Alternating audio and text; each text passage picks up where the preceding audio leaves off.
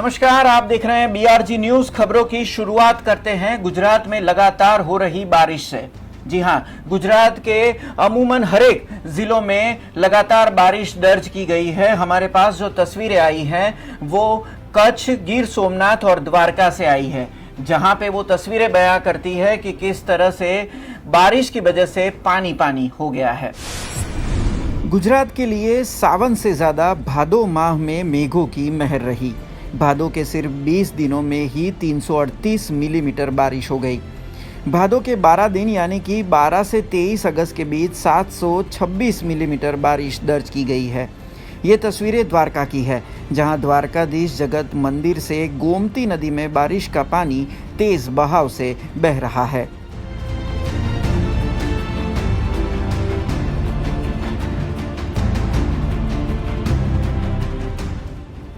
बात करें गिर सोमनाथ की तो वहां पे जमजीर वाटरफॉल भारी बारिश से उफान पे है। तब ये नज़ारे गिर सोमनाथ से आए हैं।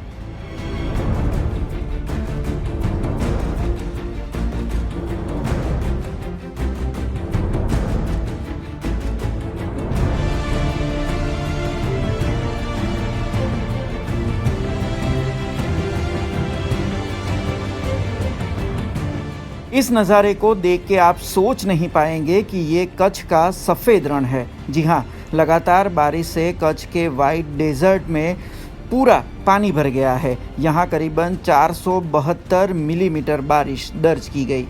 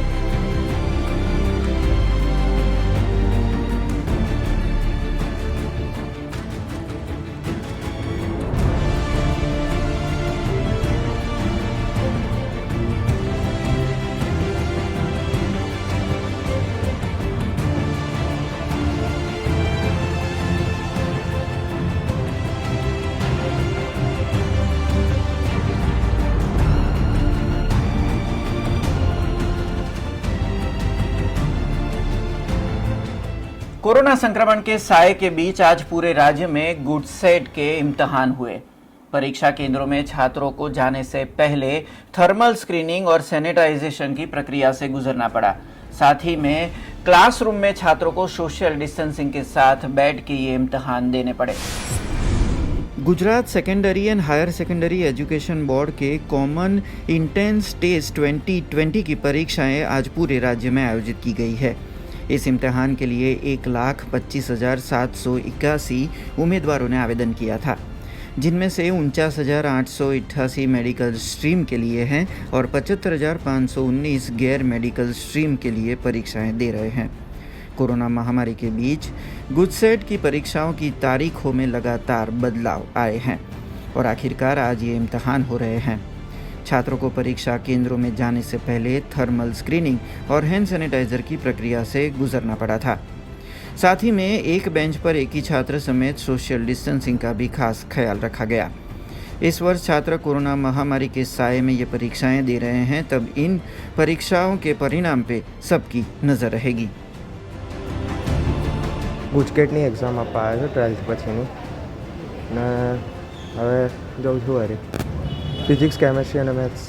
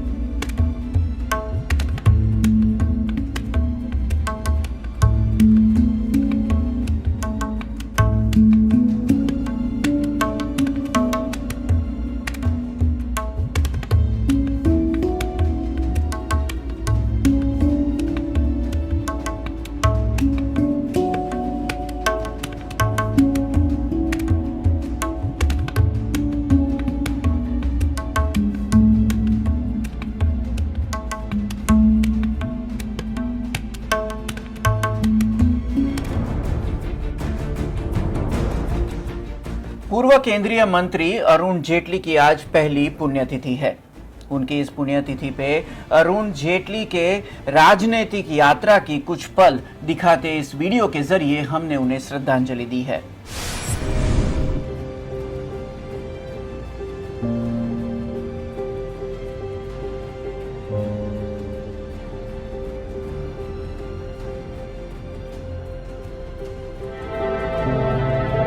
राजनीतिक नेतृत्व कैसे बनता है? क्षमता के आधार पर बनता है या वंशवाद के आधार पर बनता है? और जब तक हम क्षमता के आधार पर बना हुआ राजनीतिक नेतृत्व ही केवल स्वीकृत होगा, इस देश के अंदर ये सिद्धांत लागू नहीं करवा देते, तब तक इस देश के अंदर लोकतंत्र का सही अर्थ नहीं है।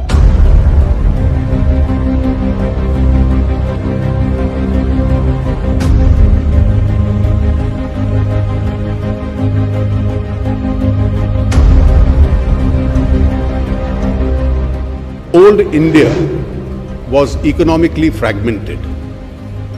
The new India will create one tax, one market, and for one nation.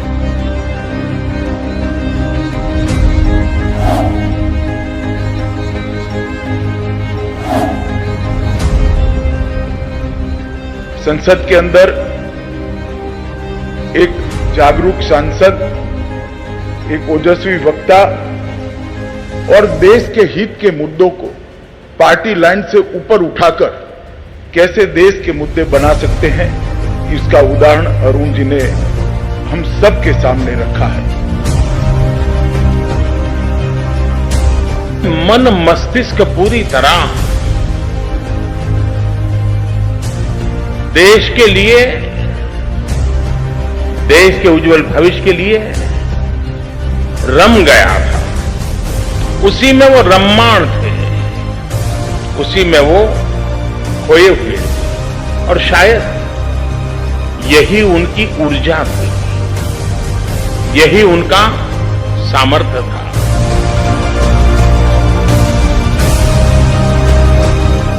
सपना था एक ऐसे संसार का जो भय और भूख से रहित होगा। गीत था एक ऐसे महाकाव्य का जिसमें गीता की गूंज और गुलाब की गंध थी। लौ थी एक ऐसे दीपक की जो रात भर जलता रहा, हर अंधेरे से लड़ता रहा और हमें रास्ता दिखाकर एक प्रभात में निर्वाण को प्राप्त हो गया।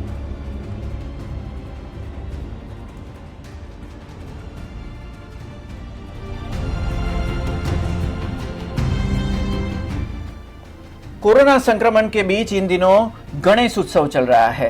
तब बड़ौदा शहर में बीते 6 महीनों से जो कोरोना संक्रमण और कोरोना वॉरियर्स जो कार्य कर रहे हैं, उस थीम पर गणेश स्थापना की गई है। इस थीम को इको फ्रेंडली तरीके से बनाया गया है और इसे बनाने में करीबन 4 महीने का वक्त लगा। कोरोना महामारी और कोरोना योद्धाओं की सेवाओं को दिखाता डेकोरेशन चापानेर दरवाजा के पास एक घर में किया गया है, जहां कोरोना महामारी के इन 6 महीनों का जिक्र किया गया है। श्री जी प्रतिमा के पास एक और जहां मांडवी गेट के पास कोरोना वॉरियर्स पुलिस कर्मियों की लॉकडाउन के समय में लगातार ड्यूटी को दिखाया गया है, वहीं दूसरी ओर एसएसजी अस्पताल का आइसोलेशन वार्ड बताया गया है, जहां डॉक्टर और मेडिकल कर्मी कोरोना संक्रमित मरीजों का इलाज कर रहे हैं। वहीं श्री जी प्रतिमा के सामने सफाई सेवकों को बताया गया है। गणेश उत्सव के इस डेकोरेशन में करीबन सभी कोरोना वॉरियर समुदाय को उनकी ओर से दी गई सेवाओं के जरिए दर्शाने की कोशिश की गई है। ये पूरा डेकोरेशन राधिकाबेन सोनी ने किया है, जो पूरी तरह इको फ्रेंडली है। इस पूरे डेकोरेशन को तैयार करने में उन्हें करीबन 4 महीने का वक्त लगा और ये पूरा प्रोजेक्ट कागज के उपयोग से बनाया गया है।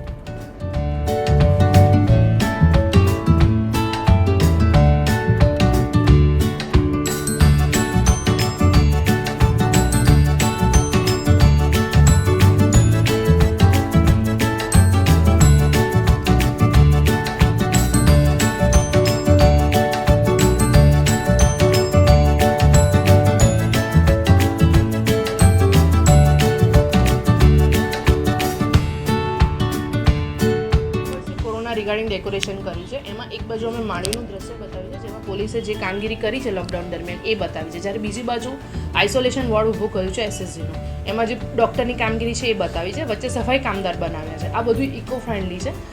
બેનરમાં અમે લોકોએ નરેન્દ્ર મોદીજીએ જે કર્યું છે એ મીડિયાકર્મી છે, જે સ્વાસ્થ્યકર્મી છે, જેમને બી જે સેવા આપી છે એ બધું કવર કર્યું છે. અને આ બધું પેપરમાંથી જ બનાવેલું ઇકો ફ્રેન્ડલી ડેકોરેશન છે. આમાં મને 4 મહિના જેવો સમય લાગ્યો છે. बड़ौदा लेबर यूनियन और संयुक्त कामदार समिति ने आज जिला कलेक्टर को आवेदन दिया. मामला था एलएमबी की श्रेनो कंपनी की ओर से 150 से ज्यादा कामदारों को आने वाले नवंबर महीने से निष्कासित जो किया गया है उसके सामने विरोध जताने का. बड़ौदा लेबर यूनियन और संयुक्त कामदार समिति की ओर से जिला कलेक्टर को आवेदन दिया गया. एलएमबी कंपनी की श्रेनो लिमिटेड के 150 कामदारों को 1 नवंबर से नौकरी से निष्कासित करने का हुक्म कंपनी की ओर से जारी किया गया है, जिससे कंपनी के कामदारों पर बेरोजगारी का खतरा मंडराया है. तब श्रेनो लिमिटेड कंपनी के कामदार आज जिला कलेक्टर के पास पहुंचे. एलएमबी ग्रुपनी श्रेनो लिमिटेड कंपनीना 150 कामदारों ने 1 नवेम्बर थी छूटा करवामां आवशे एवो हुकम कंपनीए आपेल छे. एक बाजू कामदारों छूटा करवाना हुकमों आपे छे अने बीजी बाजू कॉन्ट्राक्टना 70 થી 80 माणसोने एमने अत्यारे नौकरी कर आपी छे अने अत्यारे एमनी पासेथी काम कराई रह्या छे. तो कंपनीनी आ नीति छे एनी सामे अमारो विरोध छे. सरकार के 300 कामदारों तक की किसी भी निजी कंपनी को किसी भी कामदार को निष्कासित करने से पहले कोई मंजूरी की ज़रूरत नहीं है. इस हुक्म का सहारा लेते हुए कंपनी की ओर से ये निर्णय लिया गया, जबकि कंपनी के कामदारों का आरोप है कि कंपनी लगातार मुनाफा कर रही है. साथ में कॉन्ट्रैक्ट पे कर्मियों को काम पे बुला के कंपनी का उत्पादन भी लगातार जारी है. तब कोरोना काल में जब सीएम और पीएम केयर फंड में करोड़ों का दान देने वाली कंपनी के पास कामदारों को वेतन देने के लिए पैसे नहीं है, तब अपनी रोजगारी की गुहार लगाने श्रेनो लिमिटेड कंपनी के कामदार जिला कलेक्टर के पास आज पहुंचे थे. नामांकित कंपनी एलएमबी ग्रुप जेનું એક ફેબ્રિકેશનનું શ્રેનો લિમિટેડ ડિવિઝન છે એ કંપનીમાં રાજ્ય સરકારની જે અત્યારે વટહુકમ બહાર પાડ્યું છે કે 300 કામદાર હોય તો છટણી કરી દેવાની અને એની પરવાનગી લેવાની જરૂર નહીં. પહેલાં રાજ્ય સરકારના કાયદામાં 100 કામદારો હતા, પણ રાજ્ય સરકારનો વટહુકમ પડ્યો એનો લાભ લઈને 150 કામદારોની છટણી કરવાનો આદેશ આપી દીધો છે. 1 નવેમ્બરથી આ કામદારોને છૂટા કરી દેશે.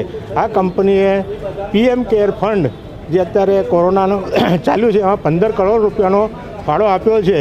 જો આર્થિક પરિસ્થિતિ ખરાબ હોય તો આટલો બધો ફાળો આપી જ નહીં શકે, પણ કામદારોને હેરાન કરવા માટે અને કામદારોને જે લાભ મળતા હોય એ ન આપવા પડે એનો આ લાભ લઈ અને આજે છટણી કરી દીધી છે. बड़ौदा के उदय राज भास्कर जोशी की ओर से बीते कई सालों से श्रीजी प्रतिमा का स्थापन किया जाता है, पर इनकी श्रीजी प्रतिमा के स्थापन में ये विशेषता होती है कि उनके डेकोरेशन में राजवी परिवार की जो ऐतिहासिक इमारतें जो बड़ौदा की है उसका डेकोरेशन किया जाता है. इस वर्ष राजमहल के मुख्य गेट के बीच श्रीजी प्रतिमा का स्थापन किया गया है. महानगरी कहलाने वाले वडोदरा शहर में न कलाकार की कमी है न कलाकारी की. बीते कुछ दिनों से गणपति का पावन त्योहार चल रहा है और हमने शहर में अलग अलग प्रतिमाएं देखी. इन तस्वीरों में हम बात कर रहे हैं ऐसे ही कुछ आकर्षित करने वाले प्रतिमा को सजाने वाले वस्तुओं की, जो उदय राज भास्कर जोशी द्वारा बनाई गई हैं. पिछले 10 साल से वडोदरा शहर के राजवीय गायकवाड़ी परिवार की ओर से जो ऐतिहासिक इमारतें बनाई हैं उसको थीम लेकर सजावट की वस्तुएं तैयार करते हैं उदय राज जोशी. हर वर्ष की तरह इस वर्ष भी उदय राज जोशी ने गणपति बप्पा की स्थापना अपने घर में की है और इस पर सजावट के लिए उन्होंने वडोदरा शहर के राजमहल के मुख्य गेट को थीम लिया है. सबसे अधिक सराहनीय बात यह है कि वस्तुएं इको फ्रेंडली होती हैं. इस सजावट के लिए उन्होंने माउंट बोर्ड के 16 टुकड़ों के जरिए इस प्रतिकृति को पूरा किया. એમ તો અમે દર વર્ષે આ ગણપતિની મૂર્તિની પ્રતિષ્ઠાપના કરીએ છીએ. છેલ્લા 40 વર્ષથી મારા ઘરમાં તો મૂર્તિની સ્થાપના થાય છે. પણ આ જે થીમ છે, જે વડોદરાની સારી સારી બિલ્ડિંગો છે એનું મોડેલ બનાવીને મૂકવાનું અને એમાં ગણપતિની સ્થાપના કરવાની એ બહુ ઇમ્પોર્ટન્ટ છે.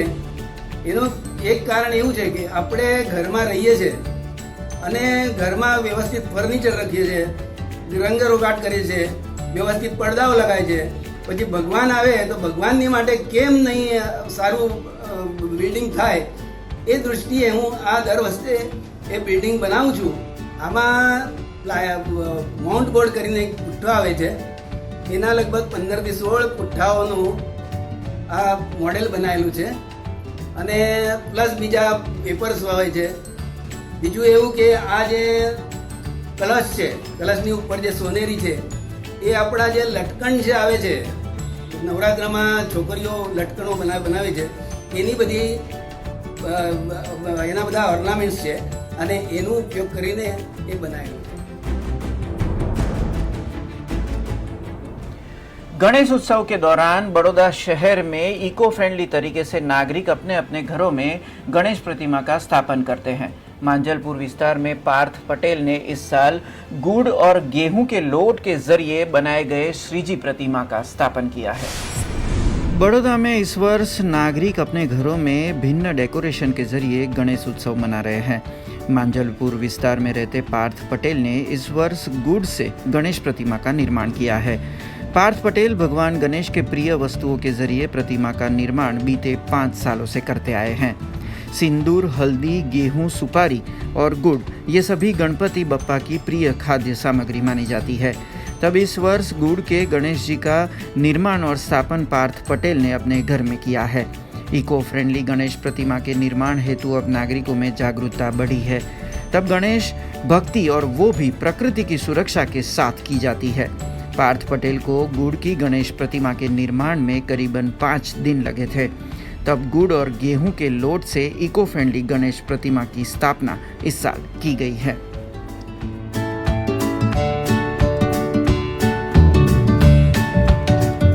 આ વર્ષે વર્ષ 2020માં અમે લોકોએ ગોળ દ્વારા ગણપતિ બનાવેલા છે. વર્ષ 2016માં સિંદૂરથી ગણપતિ બનાવ્યા હતા, 2017માં હળદરથી, 2018માં ઘઉંથી અને 2019માં સોપારીથી ગણેશજી બનાવ્યા હતા. ગણપતિની જે 5 મુખ્ય પ્રિય વસ્તુ છે જેમાં સિંદૂર, હળદર, ઘઉં, સોપારી અને ગોળનો સમાવેશ થાય છે. એટલે 5 વર્ષ મારા ગણપતિના જે થયા છે તે ગણપતિની 5 વર્ષની પ્રિય સામગ્રીથી જ મારા થયેલા છે.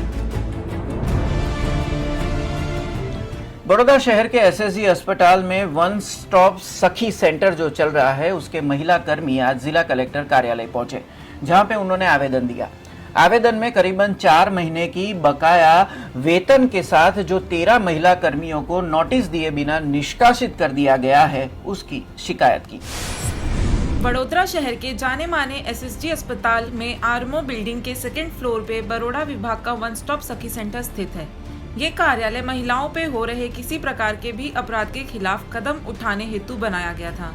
किसी भी महिला को किसी भी प्रकार की सहायता प्रदान की जाती है, चाहे वो मेडिकल, लीगल या फिर काउंसलिंग सहाय हो. पर यह कार्यालय तकलीफ का कारण तब बना जब यहाँ के कर्मचारियों को बिना किसी नोटिस के बर्खास्त कर दिया गया. ये मामला तब सामने आया जब सखी सेंटर के कर्मचारी आवेदन पत्र लेके जिला कलेक्टर कार्यालय पहुंचे.